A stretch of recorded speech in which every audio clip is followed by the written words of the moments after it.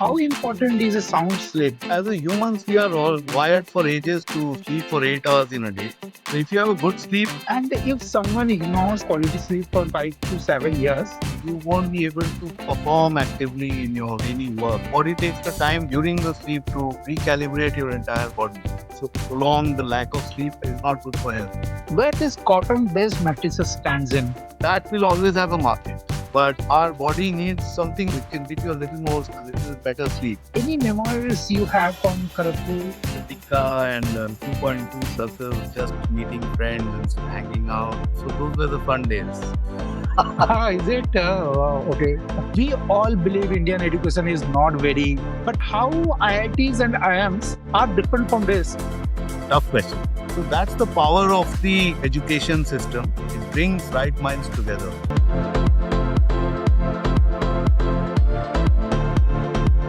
Hello viewers, welcome to another episode of D2C Story podcast, the future of D2C told through stories and powered by experts. I'm your host Vineet Agarwala.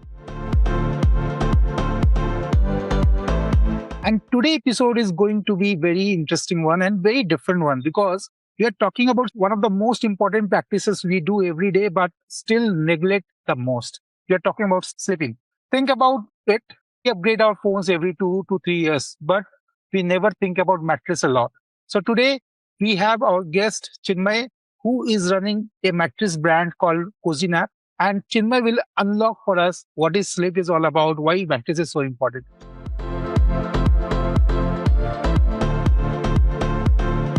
So, Chinmay, let's start straight. So, how important is a sound sleep and how good or bad impact it can put in our health?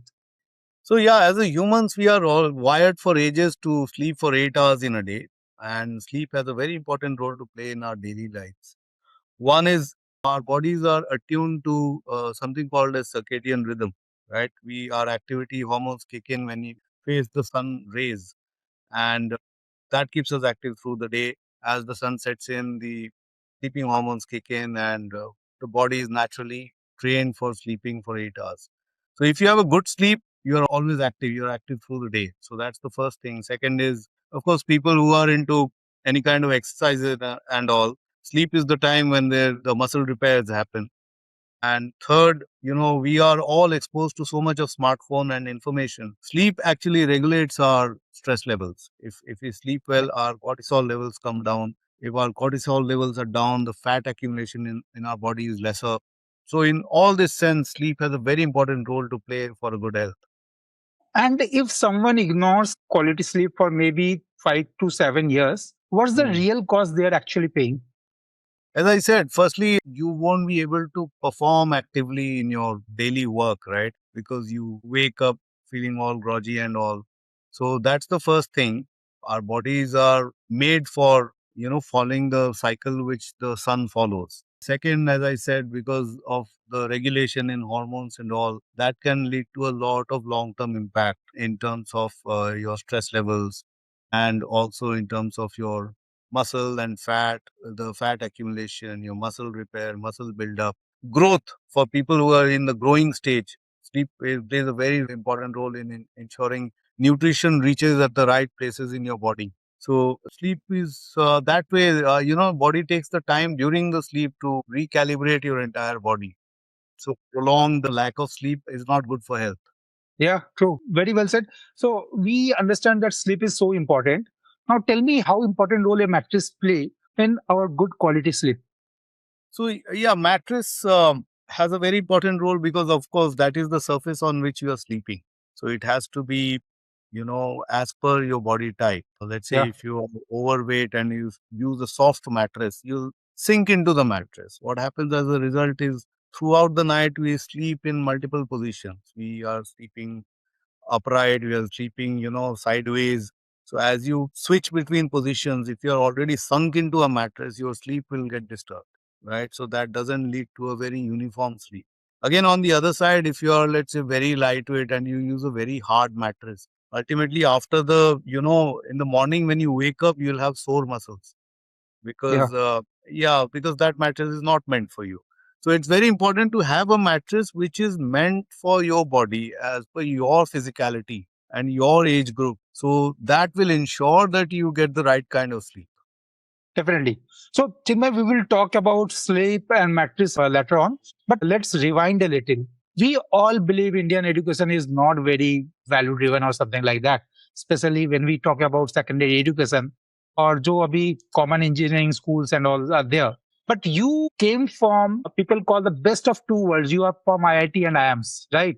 So tell us, what is your thought about Indian education system and how IITs and IIMs are different from this if they are actually are. So yeah, for me, I'm a firm believer of the Indian education system. I think we have a very fair system. If you look at the size of our population, the size of our country, the way it is structured, it's a very fair system. I strongly believe that. Even during my IIT days, I used to see people coming from remotest villages of Bihar and all, and they had powered their way through to some of the top branches within engineering. So in the Indian education system, of course, I mean, anybody who's wanting to cut through and get past, you see so many examples in newspapers.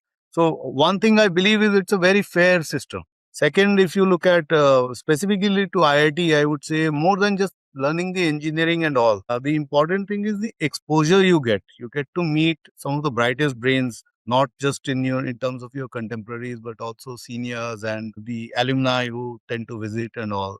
That it instills a lot of self belief within a person. It gives a very early exposure on how things can be done, are done in the real world.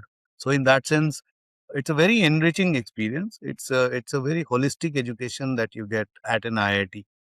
And IIM is, again, it prepares you for the corporate world. Still, I think 90-95% of people ultimately start their career with a corporate job. And Yeah. IIMs are the place where it's the most cutthroat. The brightest guys are slugging it out for the best companies. So early in life, you get to face competition, and that prepares you for life. And finally, when you reach our stage, 20, Yeah. 25 years from education, you realize the importance of network. All those bright minds, are in such wonderful positions. And collectively, all these folks, if they network and share knowledge and their network again, that can lead to a lot of economy being created. So that's the power of the education system, I think. It brings bright minds together. Definitely. So I definitely agree that when you are part of such an institute like IIT and IIM, and the alumni is huge, and you like have lifetime to keep on taking advantage from that. But what I wanted to understand, like what they have learned, which stayed and which actually you saw that it is applicable in the real world. And more importantly, I would also like to understand what they didn't teach you, which you wish कि काश वो भी पढ़ाता तो अच्छा होता. Nice question. So, two, three things. Yeah. So, one thing you learn when you get into an IIT or an IIM is that you get a lot of self belief that, whatever challenges come my way, I'll be able to handle that in my life. In the process of cracking a JE or a CAT, you tend to develop a certain way of overcoming obstacles, something which is unique to you. As part of survival, you start doing that, this and that. And finally, you have a mechanism which you can, go back to and repeat that same thing in the future problems that life throws at you. So that kind of self belief comes because you are able to go past that initial obstacle. I think that's the biggest learning. Second, I think, is the friends and professors and all the collective learnings you get from them. What's missing, probably specific to me, I would say, was back in my days, was the industry exposure. I think the industry exposure was very less back then, especially in terms of okay, if you take this stream, if you pass out, where can you reach in 10 to 15 years? How the industry is shaping up? Because back in when we passed out in early thousands, we entered in late 90s. So back then, still, a lot of foreign companies were coming in India. They were being given licenses to operate. But those are information that we were not receiving in classrooms. Classrooms Yeah. were teaching just the textbooks. But ultimately, in the real world, you want to know what kind of action is happening, which is the place you should, be visible and make the most out of it. So that kind of industry exposure, market exposure was missing. I hope it's better now. It's a little more integrated, but that's one piece which was, evidently missing back then. Yeah, like in current scenario, when I'm hiring a Gen Z as a developer, I see them like much more lashed with latest technology, even better prepared for the AI and everything than the like senior people with 10 years and 12 years experience. So that is something. So I believe the education system has adapted a lot.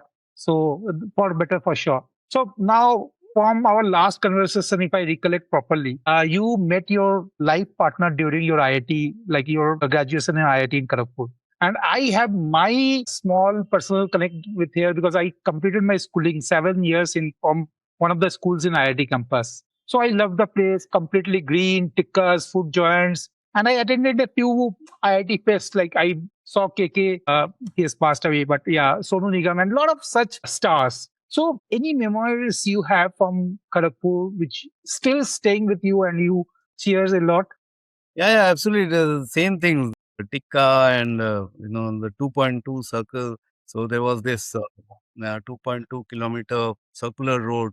So that's where people used to just run and walk and all that. And yeah, so those were the fun things we were doing. Nothing specific. It's just meeting friends and hanging out. Yeah, so those were the fun days. Yes, the whole piece was memorable. So, Chinmay, tell us now your career after graduating from IIM. How did you get your first job? What was it? And what was your learning before we get into your entrepreneurial journey? So, how was it? So from IIM, I joined Goldman Sachs investment banking division in Bangalore. And it was a very brief stint because very soon I realized that the scope of work was very limited. So from there, I joined ICRA, which is a rating agency, where I used to get a whole company to be analyzed from a financial perspective. So that was my first learning ground in the sense Yeah. I got to do very in-depth analysis there. And then I went straight into deal making. I was into investments and deal making with Times of India Group for a very long time. I was doing end-to-end deal making there. I used to invest in companies, picking up equity and all. And from there, I finally joined Oyo in Japan, where again I was looking into M&A and strategic acquisitions. And then the COVID struck, which is when I decided that life is limited. Let's follow your heart. And the entrepreneurship bug, stuck me there, and I started right after COVID. So that has been my journey so far. Wow. So, all the top organizations like Goldsman, Japan, and ICRA. So, the obvious question is what made you, like you said, the COVID hit and it was a trigger. So, what was a couple of things which like forced you to start your own? So I always wanted to run my own show. That was a dream I had because just the thrill of having an idea and seeing that idea take shape, getting out in the real world and growing from an idea to a business gradually, that prospect itself was very exciting for me. And secondly, with any corporates, with all due respect, I mean, if you have 10 ideas, probably four will go past your immediate boss. Out of those four, one will go past boss of boss. So a lot of your ideas went untested in a corporate setup, which is, I always had the desire of being master of my own destiny, making my own decisions, trying out my own ideas in the real world. And entrepreneurship appeared to be the place where that can happen. And rightly so. So yeah, so those were the reasons why I wanted to do entrepreneurship always. And COVID was actually the tipping point where I made that decision that okay, boss, both ho gaya. Now is the time I should start up. So that's the way it started in 2021. Yeah. Yeah, really interesting. So now let's talk about the elephant in the house. Mattress is not exactly people will call it cool stuff or something. It's like really talk about. So why mattress? Why directly like from all the corporates you thought of your starting on our, but why mattress? Good question. See, so we were always me and my partner Rajesh. We were investing in consumer businesses back in the days at times. So we understood that piece of that sector. We had seen a lot of company grow, how they grew, and what kind of mistakes they had made, what kind of things worked for them. So Consumer sector is something we understood in terms of finance and marketing. So it was about finding the right product. So we wanted to start with a product which is very integral to a person's life. We wanted to sell something which is meaningful. Anybody and everybody needs 8 hours of sleep. We figured out that the one thing which really impacts that is a good mattress. So those were the reasons, we chose mattress. Again, mattress is something which not every guy walking around in the street can make.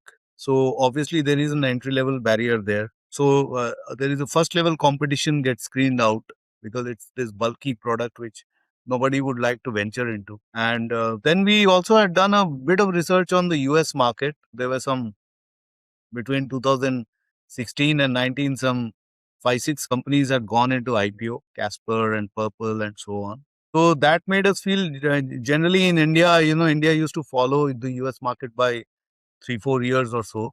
So we thought, yeah, by 22, 23, India will also see a growth in mattress consumption. Yeah, so basis those macro analysis, we chose mattress as the category to go after. That's really interesting. Yeah, following the US trend. Now, tell me, Chinmay, from what you said, I don't think you had any technical know-how about the industry of mattress, especially when you are also planning to create your own manufacturing setup at that time. Mm. And I don't know about Rajesh a lot. We'll talk about him later. But tell me how you overcome those challenges and how you gain those technical knowledges to create your own complete setup on mattresses. Now, this is the part where I was saying what the IIT or an IIM or our education system teaches you. It builds that confidence within you that even if you take a new field and you go after that field, over a course of time, you'll be able to learn things and master that space, right?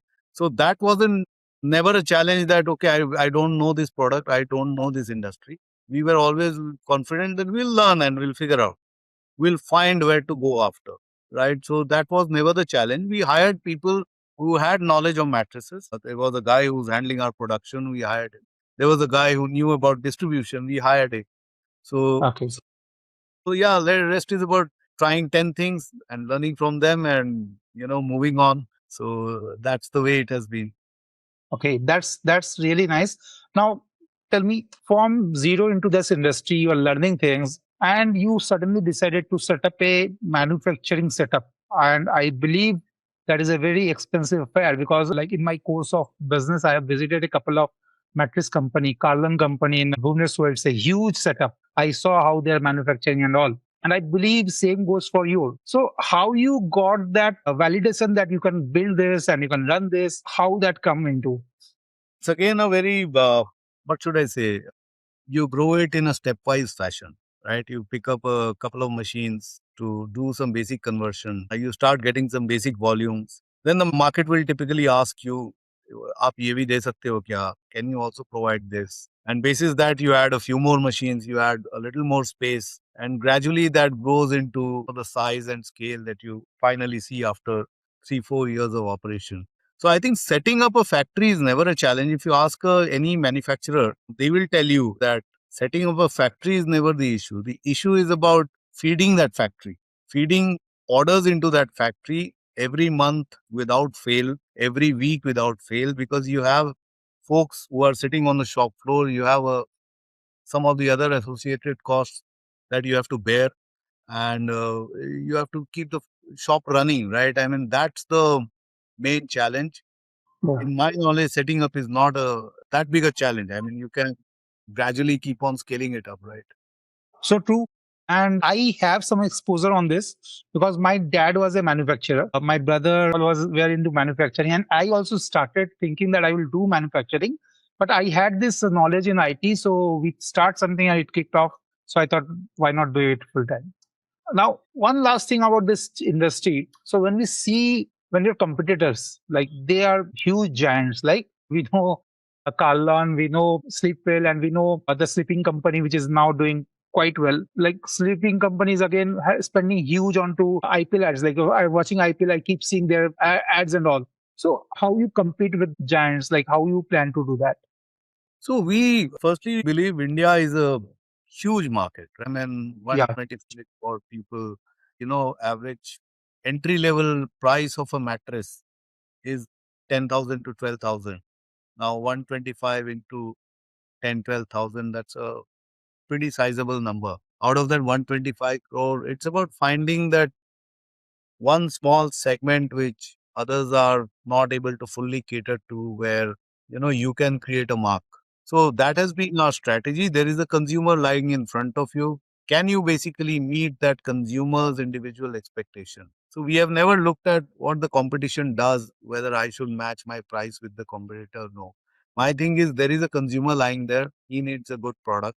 Can I give him that good product? And that is where having our own manufacturing setup helps us, because we are able to go back and make those changes, and I have that flexibility to adapt to the consumer's needs. So yeah, so that has never been a challenge. I have always gone after markets which are lesser penetrated. Like Mednipur is a wonderful example. We have hoteliers in Shalbani, we have hoteliers in Jaipur Forest who are our clients. Now, will a Wakefit reach Jaipur Forest? I don't know. I don't think so. So, but those guys need a good mattress, same as anybody sitting in Kolkata or Mumbai, and we end up reaching there, right? So there is that's the beauty of India. I mean, it's huge. It's big. We are probably the leader in Sikkim and Darjeeling. And when I say Darjeeling, it's not the Darjeeling, the district, Lamahata and you know Tagda and all these smaller places also, which are in the outskirts of Darjeeling. So we are the name there. Yeah. Will a Kurlon reach there? I don't think whether they will be that committed to Lamahata as we are. So that's India, and that's it has a place for everyone. That's how we see it. That's a very different view, and I completely appreciate that. Coming to your name, you said you are the name there. I wanted to ask where you get this name, like how you decided the brand name Kozynap. I loved it. I told you multiple times. So, how you finalized it? What is the process of finding this name? So we always wanted the name to basically capture what we are promising to our consumer. Today the medium is mattress. Tomorrow it can be something else also. But what we ultimately promise is a good sleep. Wow.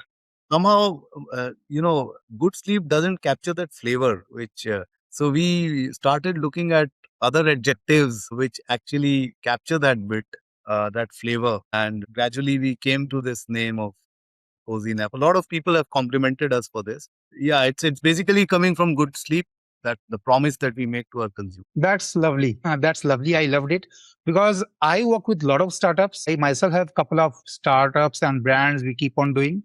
Like finding the right name is really a difficult job. There are tools to do that, but Cozy Nap is something like immediately you connect and you love it.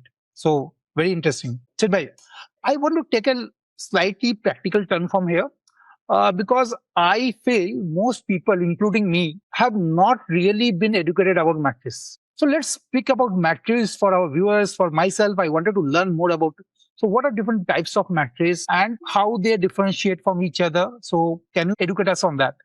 Yeah, sure, sure. So basically, at a very broad level, there are two categories of mattress. One is industrial use mattress. Other is the end consumer use mattress. Industrial use, when I say again, there are two types. One is something that goes into hospitality segment, the hotels. So premium hotels normally use pocket spring based mattresses, because any consumer going into a hotel will typically love that lush feel of a hotel mattress. They like that indulgence. Large mattresses, very thick mattresses where they can sink in. It's like butter naan, right? Butter naan is something you look forward to when you go to a restaurant. So We spring can mattress is the butter naan of mattress industry that goes into hotels. It comes if you're entry level, if you come to the staff and any hostels and all that, there are again entry level mattresses which are essentially made with packing materials and 1 inch of foam, kind of very entry level mattresses. A lot of tier 3, tier 4 cities are ultimately using that kind of mattress only. Okay, now come to consumer side, there are 3, 4 varieties.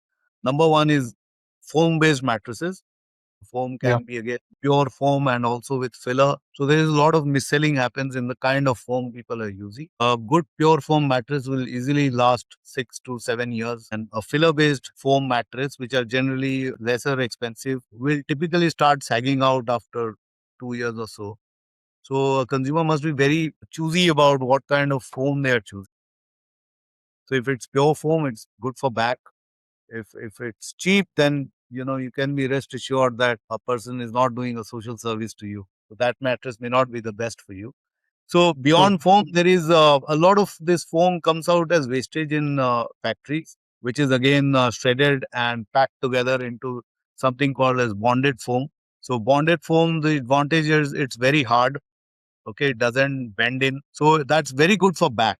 If you ask any chiropractor or physiotherapist what kind of mattress I should take for my back, then what is an ortho mattress? So that's the term which goes around in the market. Ortho mattress, in that sense, in the very classical sense, is something which has a base layer of bonded foam, shredded foam. So shredded foam is the best for back. Although it's made with recycled materials, it may not be the most attractive, but that's the best for the back. And then in the premium segments, if you go, it's a natural latex and memory foam. Those kind of things come in. Natural latex is again very good for back because it doesn't sink in. It keeps you floating on the surface of the mattress, which is what your back ultimately needs. That's why natural latex is the best. Memory foam is more like an indulgence. If you want to sink into a mattress, you want the soft, cuddling kind of feel, then memory foam is what you should go after. So traditionally, yeah, these are the materials which consist of in a mattress. And what does Kozynap does differently, or what are your like very strong points? Yeah, so our USP, as I said, we believe in giving cozy nap, right? So we Yeah. go to an individual, we go to a hotel, we ask them, what do you need? Or let's say, basis your physicality. Vineet, who's 6 feet, who has, pretty nicely built, would need a mattress which is medium firm, which can hold his weight. So we'll typically advise a Vineet that, bonded foam plus foam is what you would need rather than a spring. We'll Yeah. give you two such options, and the option that you choose will make that for you specifically from in our factory and send across to you. So our specialty is we customize as per the user. Okay. So I have the expert in front. So let me take the advantage. So what is the best matrix for me? I am like 85 kg weight. I don't have any pain or something, but like general matrix, what should be the best for me?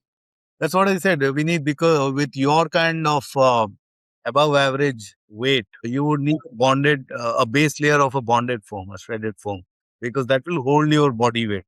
That mattress will have the strength to hold your body weight. On top of that, you can take a 2 inch, a high density foam.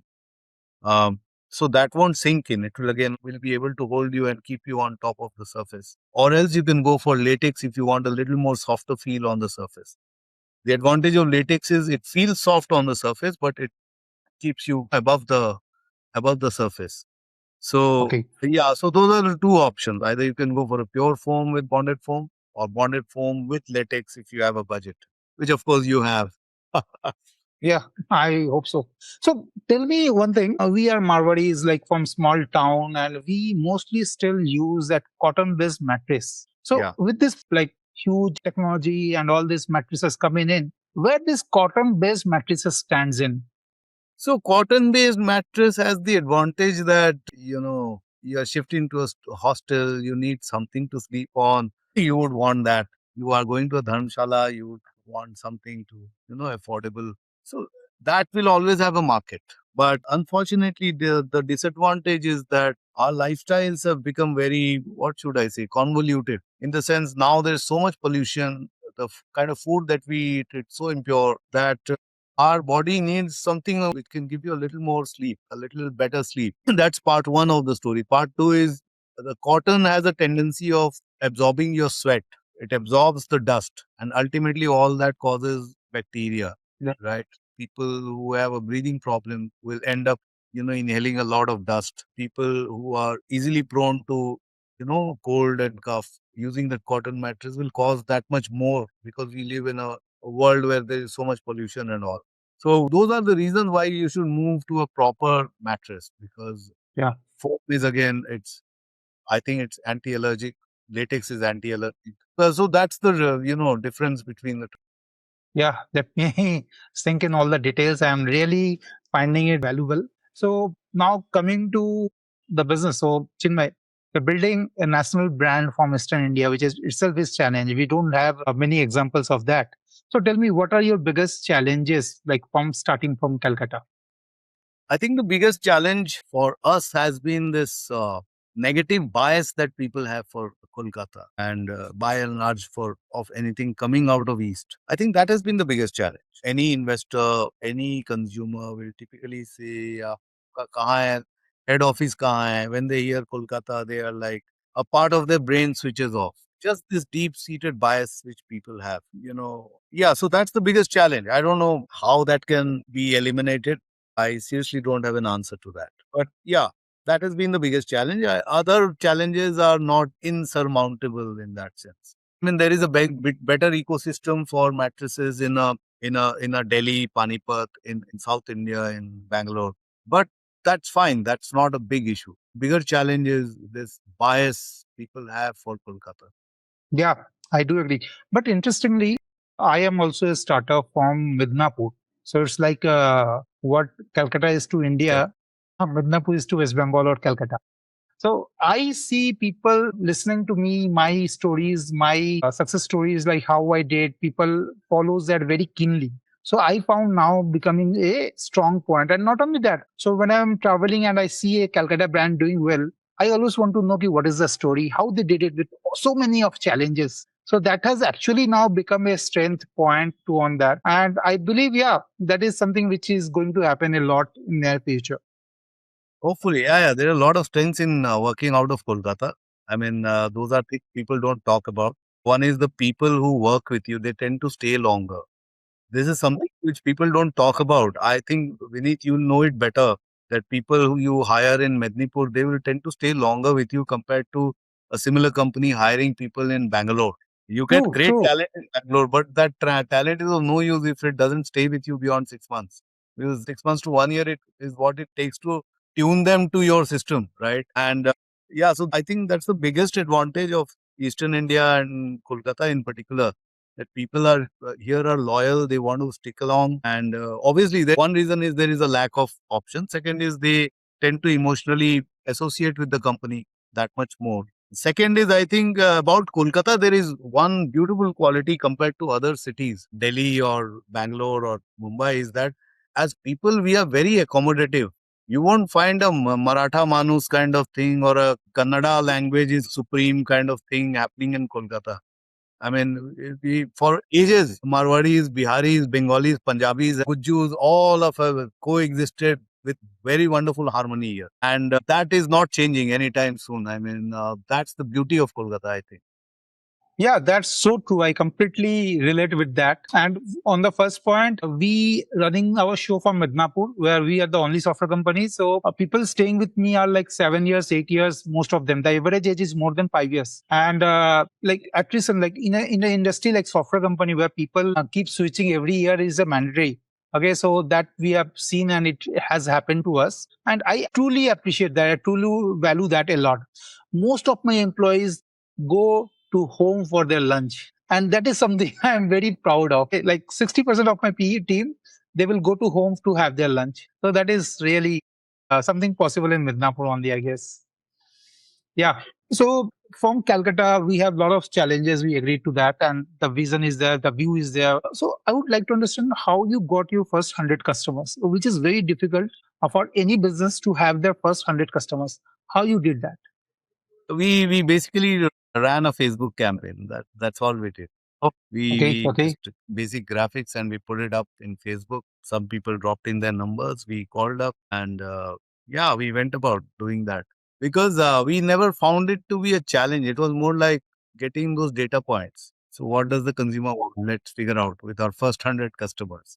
For us, it was a data collection exercise, you can say. That's super exciting. Like how the marketing has changed in current scenario. So I have also seen that you are actively using influencer marketing in your business. So how that as that influencer marketing has helped or worked for you, and what hasn't? What is your learning on that? So influencer marketing is a beautiful media to, showcase your product. I honestly believe that it's a blessing for mid-sized and small companies because companies like us can't afford a Ritik Roshan or a Virat Kohli, right? Hmm. But we don't need the national audience also. We don't need people to know us pan India overnight. We want a small segment of audience to know us in a small geography or in a small age group. People should know us. And influencer networking provides that flexibility.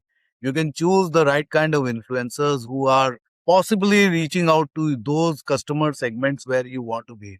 So that's the biggest benefit of influencer marketing. Second useful benefit, I think, is the people who are creating these videos. Over a course of time, they tend to become very aware of how it is to be, recorded, what kind of angles, what kind of speed in a video you should have, what should be the length of the video. So they have a natural knack of capturing the attention of the user or the viewer, right? So if you think I'll make an in-house video, forget it. It can never be as captivating as what an influencer can make. So those are two very positive pluses of an influencer marketing. One probably I won't say negative, it's the nature of the game is that Yeah. you don't know which will work for your product. So you have to keep trying 5, 10 influencers and then expect 2, 3 will be working out. So, for your scenario, what kind of influencer has worked for you? And again, if you take a one or two example, like what kind of campaign has really helped you convert or reach your market, and why that campaign has helped you? Have you cracked that also? No, not entirely. We don't know the whole pattern about what kind of messaging works.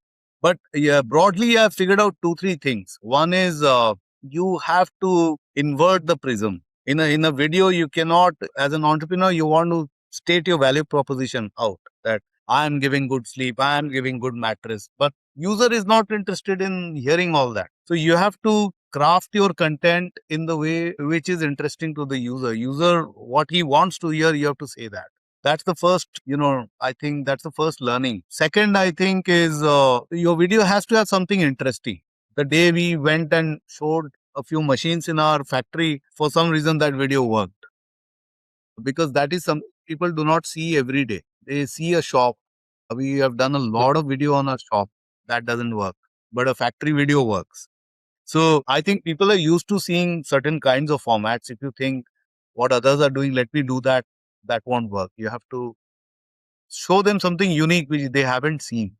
I mean, only then you can captivate their attention.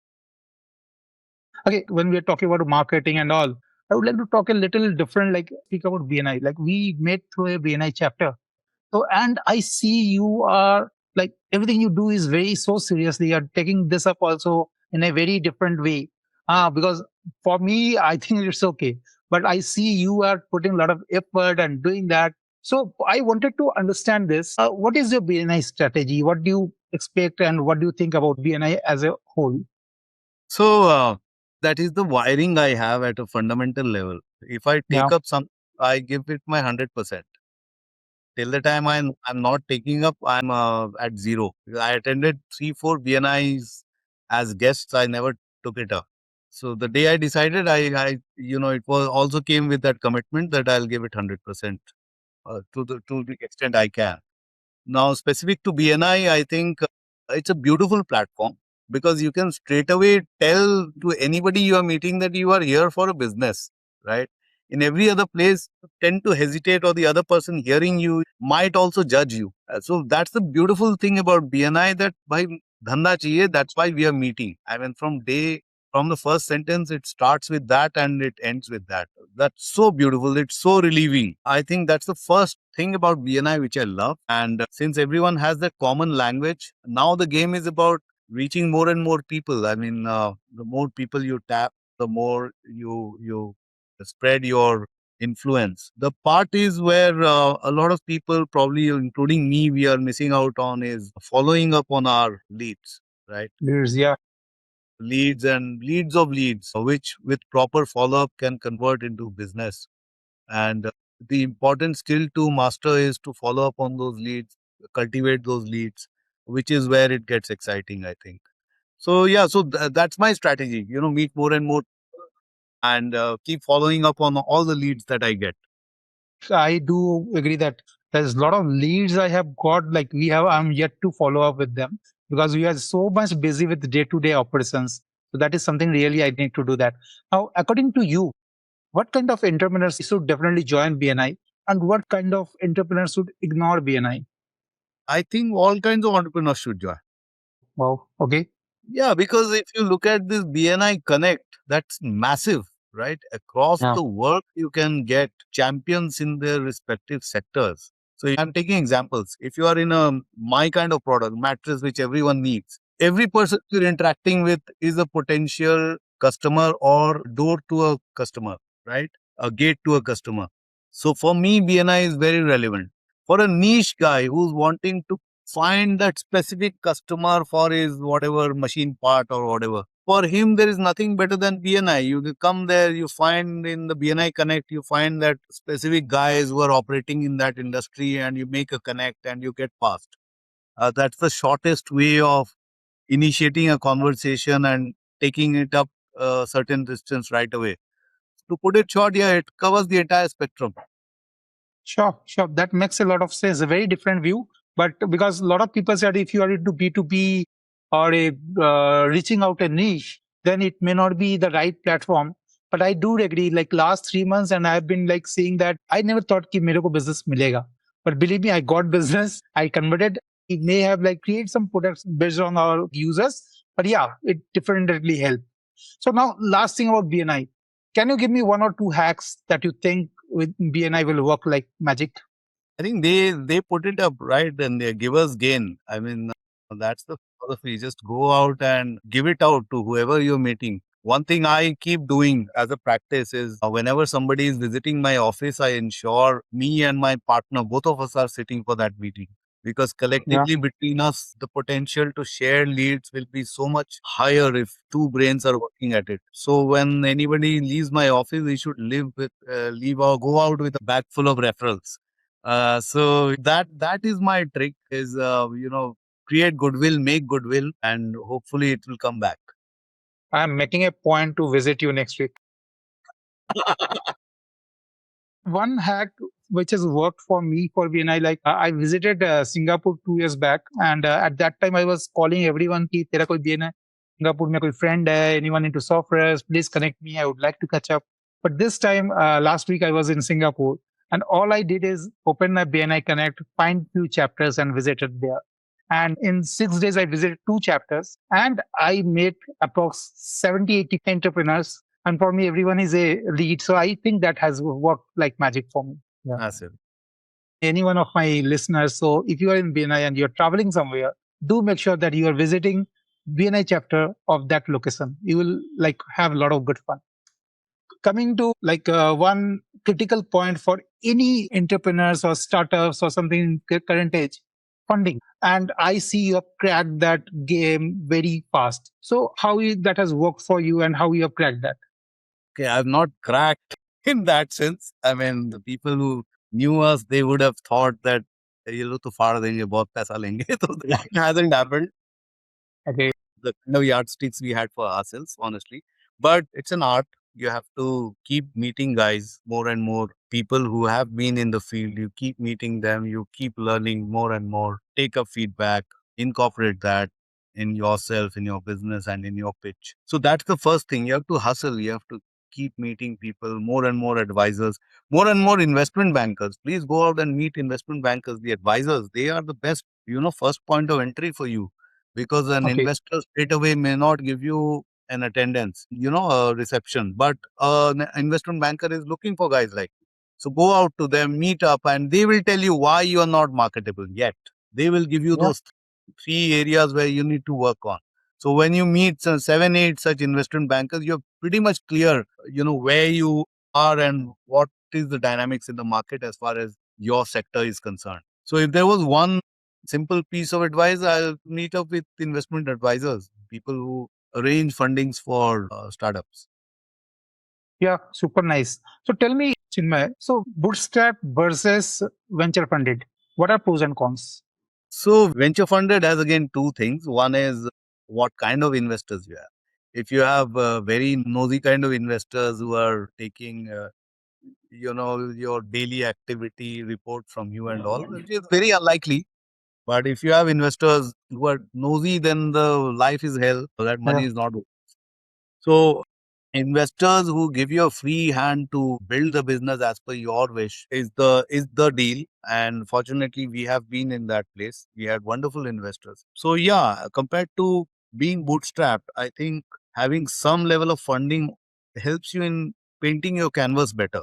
I think you can do a little more of holistic planning as to, okay, this is my value proposition. These are the things I need. And, you can create your vision as per what you want to do with all its parts. When you're bootstrapped, it's a mix of survival versus build up.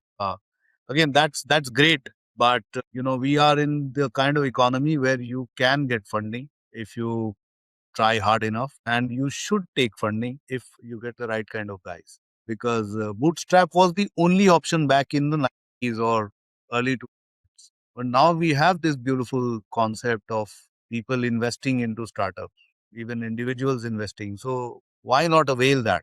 That will help you in fast tracking your own dream and vision. So yeah, I tried answering your question. Yeah, yeah, yeah, definitely. I also do like nowadays, people who are funding, they also come up with their own networks, which also gives a huge boost to your business. So I do agree that if you are getting funding, you should definitely take it with both hands. Yeah. Now, as I saw about your business, so I saw that you are selling on a lot of different channels. Okay, like we will call it a truly omni-channel business. I saw you on your website, you have your own retail store, then you are selling on Amazon and all. So, can you break this down for us? Like, what are the channels you are selling right now, and what is the strategy for each of this? Okay, so yeah, in the consumer segment, our main outreach is an omni-channel approach. So we Yeah. do digital marketing through influencers and Facebook and all to generate awareness. And people who are interested in mattress who reach us, we typically try to either reach their home or we invite them to our physical retail spaces, and they can come down, they can feel the mattresses, and they can make a choice and get a personalized mattress. So that has been the approach, very omni channel. Now this has been surrounded by a lot of things, presence in Flipkart and Amazon, because that's where, that is a branding initiative. Generally now Amazon is the first point of reference for people. They are wanting to buy anything, first thing they will do is search on Amazon search box. So that's why Yeah. present Amazon or a Flipkart is of paramount importance. It gives you a lot of visibility and reach. So those are reasons why we are there at Amazon and Flipkart. But it's a very perfect competition kind of place. You can't make a lot of margins in those places because everyone is trying that. This is the easiest channel to scale up.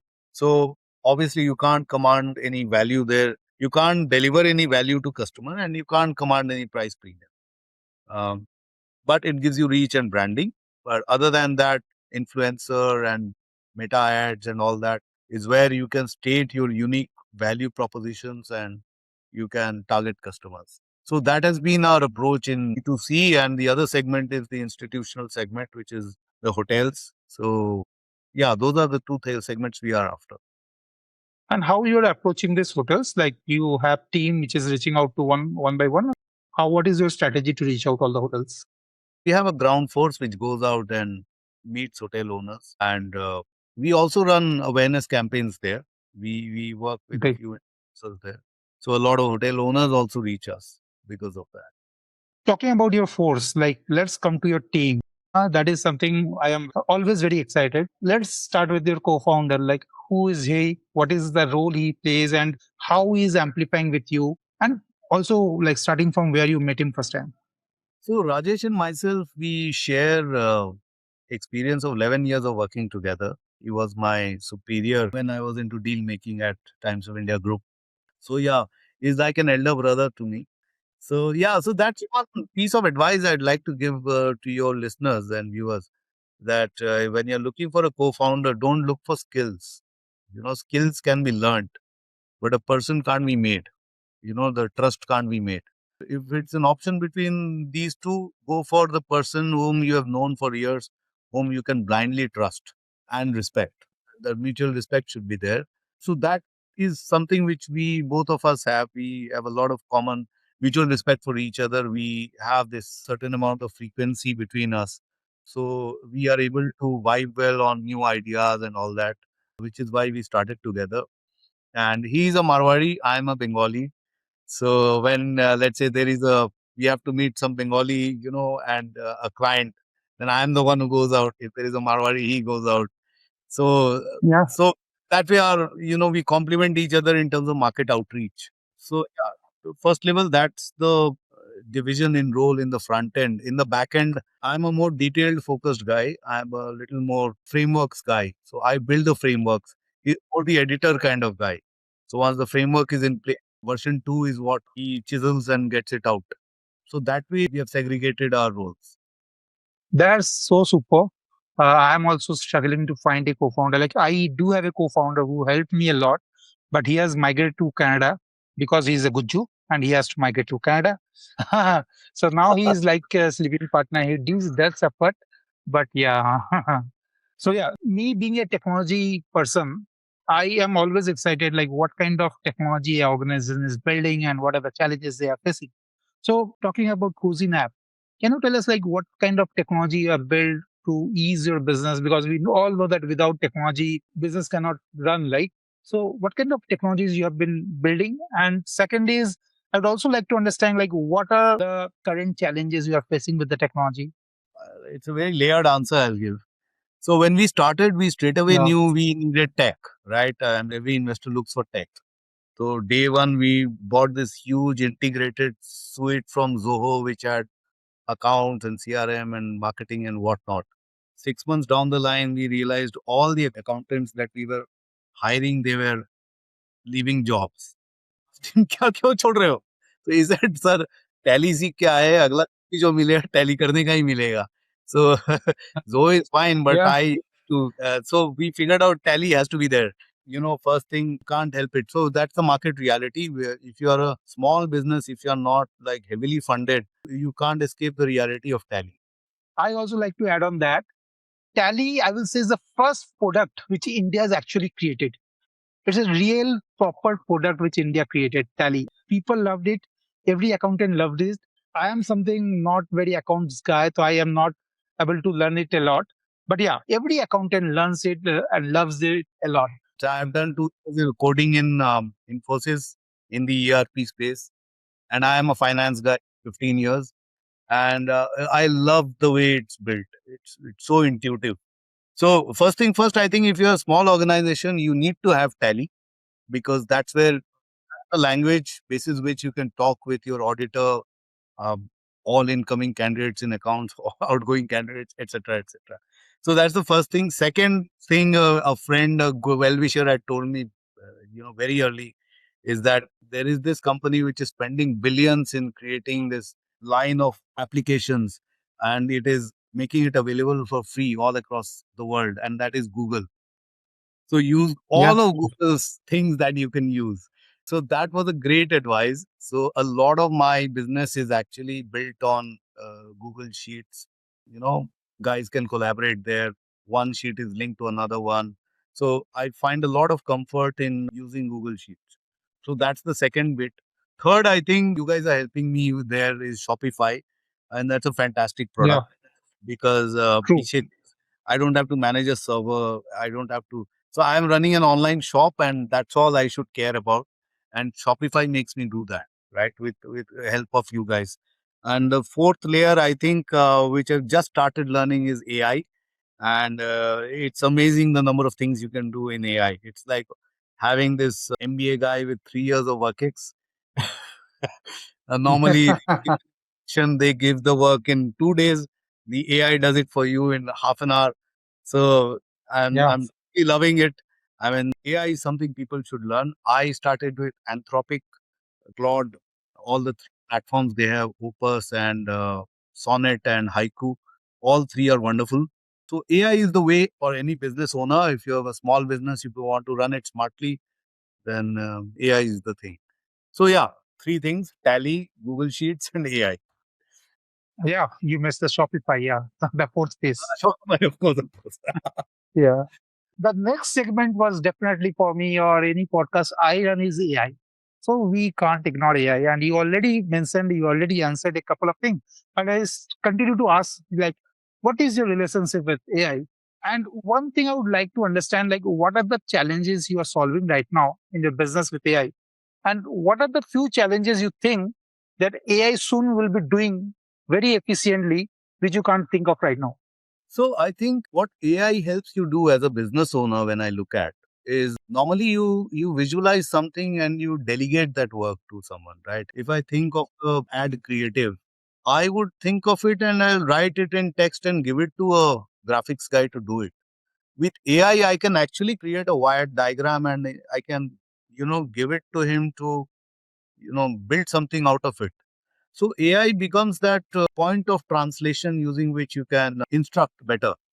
Second is a lot of things you were doing in Excel and PowerPoint on your own. You would build your annual review plans, you'll build your whatever business plans on a PowerPoint. Now with AI, you can actually write down your thoughts. You can build your business plan. I did that for my annual exercise over about 10 threads of conversation, 10 Q&As. I built my business plan with the AI. That I want to go from X to Y. I want across these channels, etc., etc. They gave me something. I said these assumptions are wrong. Real assumptions are this. Please calibrate accordingly. So after 6, 7 conversations, I had a plan which was pretty much what I would have developed with 1 day of work, right? And then I told it to make it into a PowerPoint, and it made it within half an hour, which I would have taken another half a day or probably a day. So that's the beauty of AI. Ideas to bring it on paper is very easy. Third Yeah, is simple Excel sheets kind of thing you can easily make in AI. The sheet one should capture this, sheet should have all this. So simple programming is something which AI can do for you. I'm going very definitely. specific. Yeah, regarding specific, if you remember the BNI training, specific is terrific. Again, on this AI, I would like to understand what are the things you see AI doing in the future for your industry. For my industry, I think anything to do with knowledge and data crunching, data capture, data analysis, all of that can be handled by AI across businesses. But where we need human is in making it relevant to the real world. You can get a template made out of AI. Now that template has to be fine tuned to the real user, right? Which is where you would need a human, because one human understands the other human and AI cannot understand that. So I got my template for business plan from AI in the PPT. Now all the fields I had to edit as per my liking. I know my audience, I know my team, what kind of language they understand. That can be done only by me. Yeah, So yeah. that's the for AI. Yeah. So another thing, I whenever like working for Kozynap, I realized that you have 4.9 rating on Google with 400 plus reviews. I run a restaurant of my own, and which is a retail shop, and I know it's so difficult to have good ratings. Like people in India don't believe on rating if they have a good experience. They rate only when they have bad experiences. Bad experience. Yeah. So you know how you have managed this kind of rating, like insane numbers, 4.9 with more than 400 ratings. How that has turned around? Any tips for us? Tip is, I think if you are serving good product or if your service is good, right? I mean, you can get good ratings only if you provide good product or good service. So, firstly, if you have average product, average service, don't think of 5-star ratings. You're misguiding people, right? If you have good product, good service, key is to tap your customer when they are happiest. When you've done whatever you promised to deliver, when you've delivered, right at that moment, you ask for the rating. And the magic happens there, right? I mean, you get the Yeah, rating that you want. sure, sure. So now we are on the almost the last section of my questions, and that is the most important part. And we are going to talk about sleeping. So recently, I was going through a lot of podcasts to just learn more about health.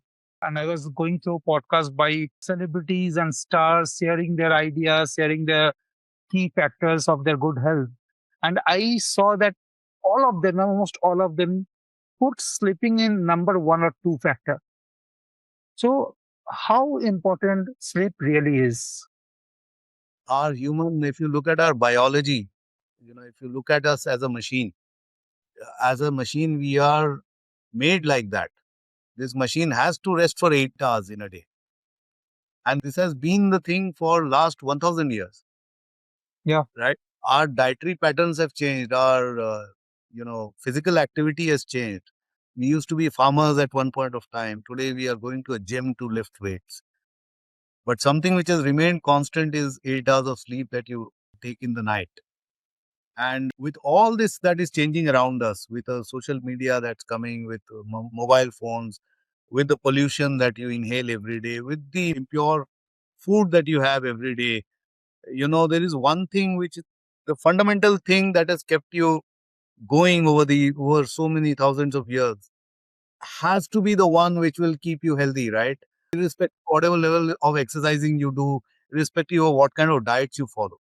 If you sleep well, your body takes care of you. I mean, your body manages you. If you are at a growing age, it ensures you're growing. If you're sleeping well, if you have a back pain, it ensures that you are recovering in those 8 hours.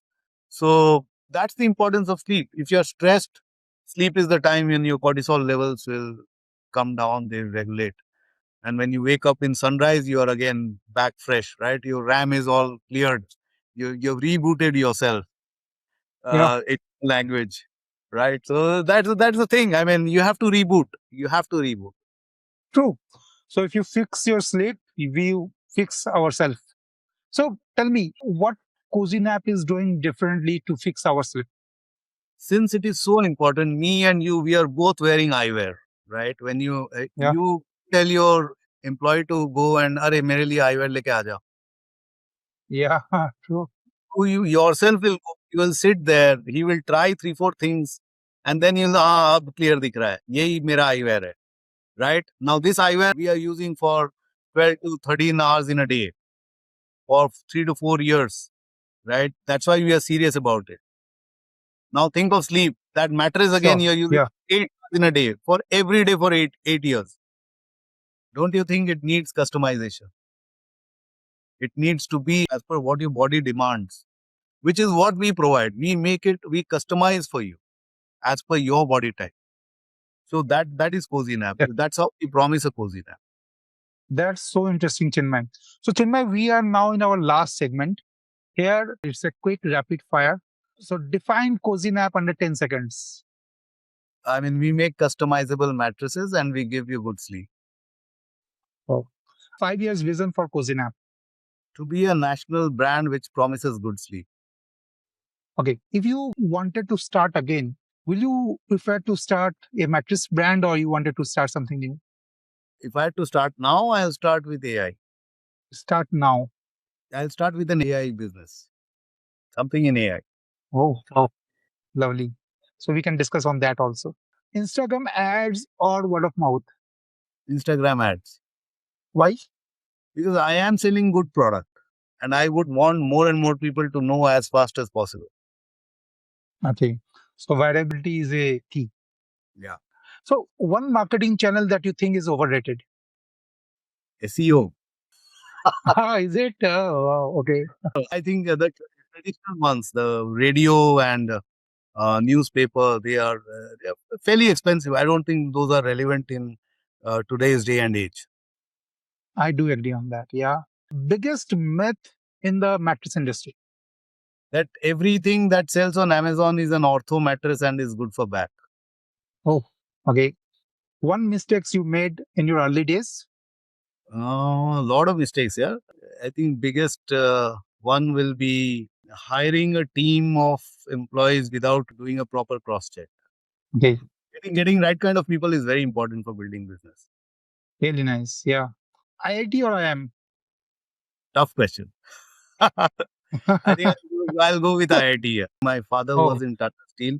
So engineering, doing engineering, having that engineering degree was always there from my childhood days, and IIT kind of fulfilled for us that piece.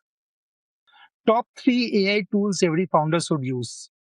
So I don't know that much in detail, but Claude AI is definitely one. Within Claude, Opus, Sonnet, and Haiku. I've heard OpenArt is good O- for creatives and all. OpenArt AI is something I'm looking forward to learning. Okay. One advice to young founders who is listening to this. Just be brave, go out and try. It's a great, brave new world. A lot of changes happening. Start with things which, in which you have a natural advantage. I think AI and mobile you are native to all this. Guys like us, myself, Vineet, we are learning it. You guys are natural in it. So beat us in this race. So well said. So well said. Very nice. So, sleep or hustle? Sleep any day. Okay. Okay. And how do you balance both? So I switch off my phone at 8 o'clock in the night. I don't pick up my phone after that. I pick up Oh, my phone after that at 8 a.m. I pick up my phone. So that's my reset. that's really nice. Three habits for better sleep. So one I just said, dropping off Yeah. your phone at 8. Second is have a light dinner. Your dinner should be light, And third will be to not have lot of water before going to sleep. Have just that open the pit so that it doesn't dry up your throat and all. So yeah, those are three things. That's so lovely, Chinmay. It was so awesome to speak to you. So this is an amazing conversation, Chinmay, and thank you for sharing all of this. Thank you so much. Thank you, Vinny. Thanks a lot. It was lovely.